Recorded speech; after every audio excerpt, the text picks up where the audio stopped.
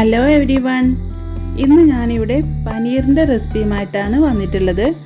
നമ്മുടെ വീട്ടിലെ ആവശ്യങ്ങൾക്ക് നല്ല ഫ്രഷ് ആയിട്ടുള്ള പനീർ നമുക്ക് വീട്ടിൽ തന്നെ തയ്യാറാക്കിയെടുക്കാം. അതെങ്ങനെയാണ് തയ്യാറാക്കിയെടുക്കുക എന്ന് നോക്കാം. ഇതിനായിട്ട് ആദ്യം തന്നെ നമുക്കിതിലേക്കുള്ള ലെമൺ ജ്യൂസ് തയ്യാറാക്കിയെടുക്കാം. അതിനായിട്ട് ഞാനിവിടെ ഒരു ചെറിയ ബൗളിലേക്ക് 4 ടേബിൾ സ്പൂൺ ചെറുനാരങ്ങ നീരാണ് ഒഴിച്ചു കൊടുക്കുന്നത്. നമ്മുടെ ചെറുനാരങ്ങയുടെ കുരുവൊക്കെ കളഞ്ഞ് നല്ല ക്ലിയർ ആയിട്ടുള്ള ജ്യൂസ് വേണം ഇതിനായിട്ട് എടുക്കാൻ. ഇനി നമുക്ക് ഈ ലെമൺ ജ്യൂസ് ഒന്ന് നേർപ്പിച്ചെടുക്കാം. അതിനായിട്ട് ഞാനിതിലേക്ക് 4 ടേബിൾ സ്പൂൺ വെള്ളം ചേർത്ത് കൊടുക്കുന്നുണ്ട്.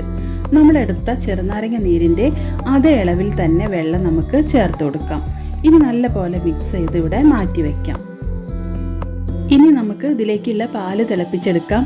അതിനായിട്ട് ഞാനിവിടെ 1 ലിറ്റർ പാലാണ് എടുത്തിട്ടുള്ളത്. അത് നമുക്കൊരു പാത്രത്തിലേക്ക് ഒഴിച്ചു കൊടുക്കാം. ഈ പാല് അടിയിൽ പിടിക്കുകയോ പാട പിടിക്കുകയോ ഒന്നും ചെയ്യരുത്. അങ്ങനെ ആകുമ്പോൾ നമുക്ക് നല്ല പനീര് ഉണ്ടാക്കിയെടുക്കാൻ പറ്റില്ല. അതിനായിട്ട് ഈ പാലൊന്ന് ഇടയ്ക്ക് ഇളക്കി കൊടുക്കണം. പിന്നെ ഇതിലേക്കുള്ള പാലെടുക്കുമ്പോൾ നല്ല കട്ടിയുള്ള പാല് വേണം എടുക്കാൻ, എന്നാലേ നമുക്ക് കൂടുതൽ പനീര് കിട്ടുള്ളൂ. ഇപ്പോൾ നമ്മുടെ പാൽ ഇവിടെ ഏകദേശം തിളച്ച് വരാൻ തുടങ്ങിയിട്ടുണ്ട്. ഇത് തിളച്ച് പോവാതെ നോക്കണം. ഇത് തിളച്ച് പോയി കഴിഞ്ഞാൽ നമ്മുടെ പാലിൻ്റെ കട്ടി കുറയും. അപ്പം നമുക്ക് കൂടുതൽ പനീര് ഇതിൽ നിന്ന് കിട്ടില്ല. ഇപ്പോഴിതാ നമ്മുടെ പാലിവിടെ തിളച്ച് വന്നിട്ടുണ്ട്. ഇനി തീ നന്നായിട്ട് കുറച്ച് വെച്ചിട്ട് ഒരു 3 മിനിറ്റും കൂടി നമുക്ക് ഇളക്കി കൊടുക്കാം. ഇപ്പോൾ ഇവിടെ ഒരു 2-3 മിനിറ്റ് കഴിഞ്ഞിട്ടുണ്ട്. ഇനി നമുക്ക് ഫ്ലെയിം ഓഫ് ആക്കിയതിന് ശേഷം ഇതിലേക്കുള്ള ചെറുനാരങ്ങ നീര് ചേർത്ത് കൊടുക്കാം. പനീർ ഈ ചൂടിൽ തന്നെ ഇരുന്നിട്ട് വീണ്ടും കുക്കായിട്ട് വരാതിരിക്കാൻ വേണ്ടിയിട്ടാണ് ഫ്ലെയിം ഓഫ് ആക്കിയതിന് ശേഷം ഇതിലേക്കുള്ള ചെറുനാരങ്ങ നീര് ചേർത്ത് കൊടുക്കുന്നത്. എല്ലാം കൂടി ഒരുമിച്ച് ഒഴിച്ചു കൊടുക്കരുത്. ഓരോ ടേബിൾ സ്പൂൺ ആയിട്ട് വേണം ഒഴിച്ചു കൊടുക്കാൻ. ഞാനിവിടെ ആദ്യം ഒരു 2 ടേബിൾ സ്പൂൺ ഒഴിച്ചു കൊടുക്കുന്നുണ്ട്. ചെറുനാരങ്ങ നീര് ഇതിലേക്ക് ഇത്ര ടേബിൾ സ്പൂൺ ഒഴിച്ചു കൊടുക്കണമെന്ന് പ്രത്യേകിച്ചൊരു കണക്കൊന്നുമില്ല. ഈ പാല് പിരിഞ്ഞു വരുന്നത് വരെ ഇതിലേക്ക് ചെറുനാരങ്ങ നീര് ചേർത്ത് കൊടുക്കണം. അതാണ് ഇതിൻ്റെ കണക്ക്. 1 ടേബിൾ സ്പൂൺ ചെറുനാരങ്ങ നീര് കൂടി ഇതിലേക്ക് ഒഴിച്ചു കൊടുക്കാം. ഇനിയൊന്ന് ഇളക്കി കൊടുക്കാം. ഇപ്പോഴും നമ്മുടെ പാലിവിടെ പിരിഞ്ഞു വന്നിട്ടില്ല. ഇനിയും ഇതിലേക്ക് ചെറുനാരങ്ങ നീര് നമുക്ക് ചേർത്ത് കൊടുക്കേണ്ടതുണ്ട്. 1 ടേബിൾ സ്പൂണും കൂടി ഒന്ന് ഒഴിച്ചു കൊടുക്കാം. ചെറുനാരങ്ങ നീരിൻ്റെ അളവ് എല്ലാവർക്കും ഒരുപോലെ ആയിക്കൊള്ളണമെന്നില്ല. അളവിൽ മാറ്റങ്ങൾ വരാം. ഇപ്പോഴും പാല് പിരിഞ്ഞു വന്നിട്ടില്ല. നമുക്കിനിയും ചെറുനാരങ്ങ നീര് ഇതിലേക്ക് ചേർത്ത് കൊടുക്കണം. 1 ടേബിൾ സ്പൂണും കൂടി ഞാനിതിലേക്ക് ഒഴിച്ചു കൊടുക്കുന്നുണ്ട്. ഈ ചെറുനാരങ്ങ നീരിന് പകരം നിങ്ങൾക്ക് വേണമെന്നുണ്ടെങ്കിൽ വിനാഗിരി എടുക്കാം. പക്ഷെ വിനാഗിരിയേക്കാളും നല്ലത് ചെറുനാരങ്ങ നീര് തന്നെയാണല്ലോ. ഇപ്പോൾ നമ്മുടെ പാലിവിടെ പിരിഞ്ഞു വന്ന് തുടങ്ങിയിട്ടുണ്ട്. നമുക്ക് 1 ടേബിൾ സ്പൂണും കൂടി ഇതിലേക്ക് ഒഴിച്ചു കൊടുക്കാം. ഇപ്പോൾ പാല് നല്ലപോലെ പിരിഞ്ഞു വന്നിട്ടുണ്ട്. പാലും വെള്ളവും കൂടി സെപ്പറേറ്റ് ആയിട്ട് വന്നിട്ടുണ്ട്.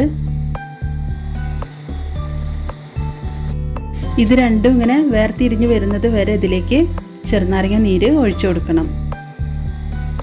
1 ടേബിൾ സ്പൂണും കൂടി ഞാനൊന്ന് ഒഴിച്ചു കൊടുക്കുന്നുണ്ട്. ഇപ്പോൾ നല്ല പെർഫെക്റ്റ് ആയിട്ട് തന്നെ നമ്മുടെ പാലിവിടെ പിരിഞ്ഞു വന്നിട്ടുണ്ട്. കണ്ടില്ലേ? ഇനി നമുക്ക് ഫ്ലെയിം ഓഫാക്കാം. ഇനി നമുക്കിതൊന്ന് അരിച്ചെടുക്കണം. അതിനായിട്ടൊരു പാത്രത്തിൻ്റെ മുകളിലേക്ക് ഒരു അരിപ്പ വെച്ച് കൊടുക്കാം. ഇതിൻ്റെ മുകളിലേക്ക് ഒരു കോട്ടൻ്റെ തുണി നമുക്ക് ഇട്ട് കൊടുക്കാം. നല്ല വൃത്തിയുള്ള കോട്ടൻ്റെ തുണി തന്നെ വേണം ഇതിനായിട്ട് എടുക്കാൻ. ഇതിലേക്ക് നമുക്ക് ഈ തിളപ്പിച്ചെടുത്ത പനീര് ഒഴിച്ചു കൊടുക്കാം. ഇതിൻ്റെ മുകളിലേക്ക് ഇനി ഐസ് വാട്ടർ ഒഴിച്ചു കൊടുക്കണം. ഇതുപോലൊരു കപ്പിന് 1 കപ്പ് ഐസ് വാട്ടറാണ് ഞാനിവിടെ ഒഴിച്ചു കൊടുക്കുന്നത്. ഇതെന്തിനാന്ന് വെച്ചാൽ ഈ ചെറുനാരങ്ങയുടെ പുളിയൊക്കെ ഒന്ന് പോയി കിട്ടാനും ഈ ചൂടിലിരുന്നിട്ട് പനീര് വീണ്ടും കുക്കായി വരാതിരിക്കാനുമാണ് ഇങ്ങനെ ചെയ്യുന്നത്. വീണ്ടും 1/2 കപ്പ് ഐസ് വാട്ടർ കൂടി ഒഴിച്ചു കൊടുക്കാം. ഇനി ഈ തുണി ഒരുമിച്ചൊന്ന് കൂട്ടിപ്പിടിക്കാം. ഇതുപോലൊന്ന് കൂട്ടിപ്പിടിക്കാം. ഇതിലെ വെള്ളമൊക്കെ ഒന്ന് പിഴിഞ്ഞ് കളയാം. അതിന് കോട്ടൺ തുണി തന്നെ എടുക്കണം. പോളിസ്റ്ററിൻ്റെ തുണിയോ മറ്റുള്ള തുണികളോ ഒന്നും എടുക്കരുത്. കോട്ടൺ തുണി തന്നെ ഇതിനായിട്ട് എടുക്കണം.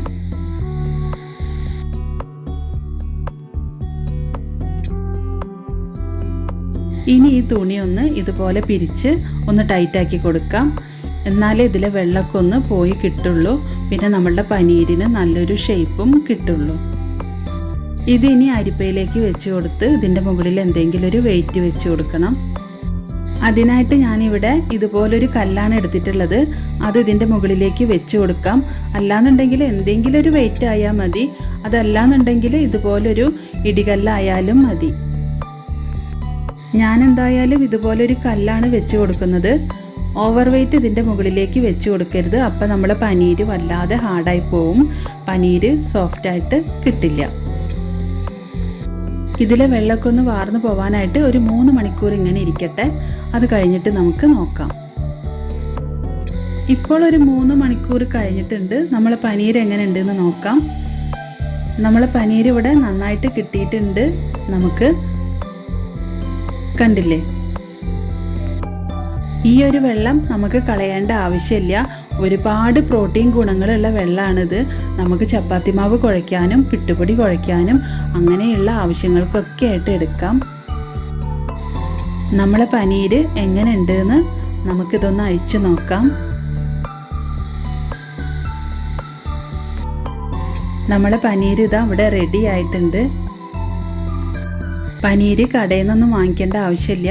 നല്ല ഫ്രഷ് ആയിട്ടുള്ള പാലുണ്ടെന്നുണ്ടെങ്കിൽ നമുക്കിതുപോലെ പനീര് വീട്ടിൽ തന്നെ ഉണ്ടാക്കിയെടുക്കാം. ഇതവിടെ നല്ല പെർഫെക്റ്റ് ആയിട്ട് തന്നെ നമുക്ക് പനീർ ഇവിടെ കിട്ടിയിട്ടുണ്ട്. ഇനി നമുക്കിത് മുറിച്ചെടുക്കാം. നമ്മുടെ ഇഷ്ടത്തിനനുസരിച്ചുള്ള വലിപ്പത്തിലും ഷേപ്പിലും ഇത് മുറിച്ചെടുക്കാം. ഞാനിവിടെ ചെറിയൊരു എമൗണ്ട് പനീര് ഉണ്ടാക്കിയെടുത്തിട്ടുള്ളൂ. നിങ്ങൾക്ക് കൂടുതൽ പനീര് വേണമെന്നുണ്ടെങ്കിൽ അതിനനുസരിച്ചിട്ടുള്ള പാലെടുത്തിട്ട് ഇതുപോലെ ഉണ്ടാക്കിയെടുക്കാം. നമ്മളെ പനീര് ഇവിടെ നല്ല സോഫ്റ്റ് ആയിട്ട് തന്നെ ഇരിക്കുന്നുണ്ട്. ഞാനിതിവിടെ എല്ലാം കട്ട് ചെയ്തെടുത്തിട്ടുണ്ട്. എന്തായാലും നിങ്ങൾ ഒരു തവണ ഇതുപോലെ പനീര് വീട്ടിൽ തന്നെ ഒന്ന് ഉണ്ടാക്കി നോക്കുക. നമ്മളെ വീട്ടിലെ ആവശ്യങ്ങൾക്ക് നല്ല ഫ്രഷ് ആയിട്ടുള്ള പനീര് ഇതുപോലെ വീട്ടിൽ തന്നെ നമുക്ക് തയ്യാറാക്കിയെടുക്കാം. അപ്പോൾ എന്തായാലും നിങ്ങൾ ഇതുപോലെ ഒന്ന് ട്രൈ ചെയ്ത് നോക്കുക. നിങ്ങൾക്കിത് ഇഷ്ടമായിട്ടുണ്ടെങ്കിൽ നിങ്ങളുടെ അഭിപ്രായങ്ങളൊക്കെ ഒന്ന് കമൻറ്റ് ബോക്സിൽ അറിയിക്കുക. മാത്രമല്ല എപ്പോഴും പറയുന്ന പോലെ ഒന്ന് ലൈക്ക് ചെയ്യാനും ഷെയർ ചെയ്യാനും മറക്കരുത്. പിന്നെ തീർച്ചയായിട്ടും ഒന്ന് സബ്സ്ക്രൈബ് ചെയ്ത് സപ്പോർട്ട് ചെയ്യണം. ഒരുപാട് നല്ല റെസിപ്പികളുമായിട്ട് വീണ്ടും വരുന്നതാണ്. അടുത്ത വീഡിയോയിൽ വീണ്ടും കാണാം. Thank you.